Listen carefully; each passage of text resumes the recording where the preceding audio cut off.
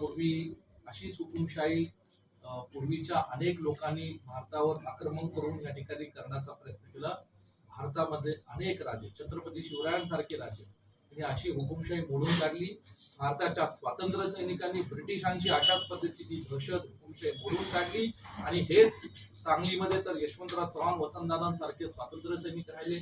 अशा लोकांनी सुद्धा अशी हुकुमशाही मोडून काढली आणि म्हणून हे दहशत आणि हुकुमशाही सहन करणारी सांगली जिल्हा नाही, इथं हे चालत नाही। आम्ही त्यांच्या पाठीशी खंबीरपणे लोकांच्या उभे राहू, संरक्षणाची ढाल म्हणून या ठिकाणी विश्वजित कदम, जयंत पाटील साहेब, विशाल पाटील उभे राहतील हा विश्वास मी। मुळात प्रश्न असा आहे की गुन्हेगारीच्या बाबतीत सांगली शहरातले नागरिक प्रचंड त्रासवले जातात। भीतीचं वातावरण सर्वसामान्य गोरगरीब लोकांमध्ये निर्माण झाले आणि म्हणून आम्ही लोकांना विश्वास देतोय की तुम्ही भिवू नका, आम्ही तुमच्या पाठीशी खंबीरपणे उभे आहोत।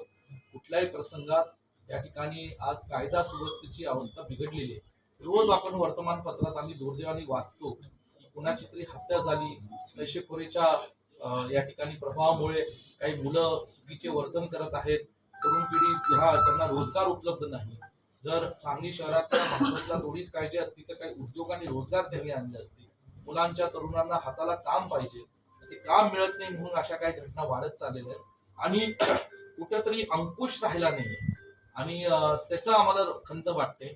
आणि म्हणून आम्ही लोकप्रतिनिधी म्हणून जिल्ह्यातले मी असेल, जयंतराव पाटील साहेब असतील, खासदार साहेब असतील, विशालजी पाटील, आम्ही सगळेजण ताकदीने पहिलं कायदा सुव्यवस्था अशी सांगली शहरामध्ये निर्माण करणार आहोत जिथे कुठेही कुणाला भीतीचं वातावरण होणार नाही, लोकांना संरक्षण उभं करण्याचा आम्ही प्रयत्न करणार आहोत।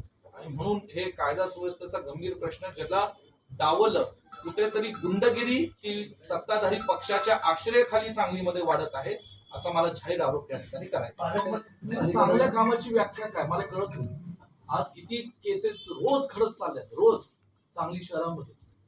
प्रशासन आणि कायदा सुव्यवस्था पाळणारी लोक काही झोपलेत का? आज म्हणजे ह्यांना दिसत नाही वर्तमानपत्रामध्ये छापलेल्या बातम्या।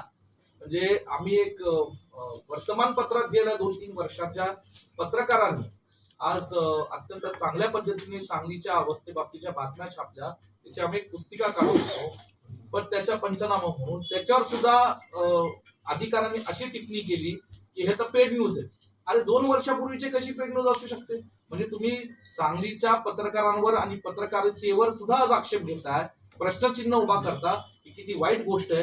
हे सांगलीकर आणि आम्ही सुद्धा खपून घेणार नाही। लोकशाहीला कुठेतरी डाग लावला जातोय। केवळ तुमचं आम्ही उघडं करतोय, जुन्या आठवणी ज्या या ठिकाणी सांगलीच्या बाबतीतल्या होत्या त्या पुन्हा त्याला उजळणी देतोय। म्हणजे जे 2-2 वर्षातल्या बातम्या त्याचा तुम्हाला राग येला म्हणून अशा प्रकारच्या टिप्पण्या करतात, हे आम्ही सहन करणार नाही। पालकमंत्री मोदयांनी या ठिकाणी मोहीम हाती घेतली होती, पण ती मोहीम अंमलात केली जाते का? प्रत्यक्षपणे तशी सांगलीची काय अवस्था आहे याचा कधी या ठिकाणी आम्हा लोकप्रतिनिधींना, आमदारांना कुठे नगरसेवकच नव्हते 4-4, 8-8, 10-10 वर्ष आणि मग अशा परिस्थितीत आज नगरसेवक होतोय।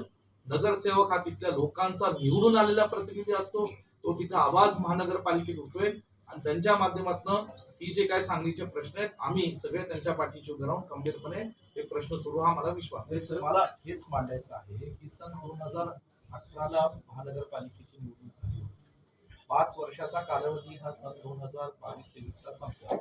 23 नंतर आता 3 वर्ष उलटली, प्रशासक होते, राज्यात देशात भाजपची सरकार होतं, विद्यमान आमदार हे 15 वर्ष आमदार आहेत, खासदार 1 वर्षापूर्वी ते भाजपचे होते, 10 वर्ष ते खासदार होते।